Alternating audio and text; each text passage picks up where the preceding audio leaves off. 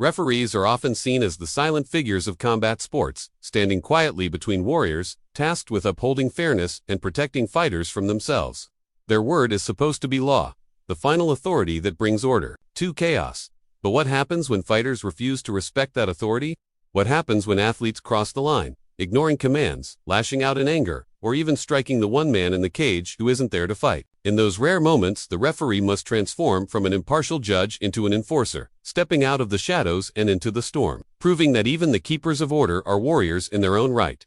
Across the decades of MMA, boxing, and combat sports, there have been unforgettable instances where referees found themselves under attack. Sometimes they faced fighters too wild to be restrained with words. Other times they faced blatant acts of disrespect that left no choice but to respond with force. And when that moment arrives, when the referee decides enough is enough, the world witnesses a spectacle unlike any other. The men tasked with protecting the fight suddenly become the fight. Our story begins in 2003. Inside a cage that promised fireworks, Englishman Wayne Cook stepped in against American Julian Gonzalez in what was billed as a heavyweight clash of raw power. Fans expected bombs, chaos, and high-octane violence.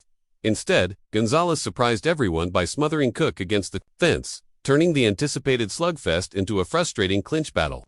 To restore the action, the referee did what referees do. He separated the fighters. But what happened next turned this ordinary match into legend. The moment the referee pulled them apart, Cook unleashed a furious assault, hammering Gonzalez with wild shots. In his frenzy, Cook's strikes found not only his opponent but also the referee. That split second of contact flipped the switch. The Guardian of Order.com, just moments before, exploded into action. Without hesitation,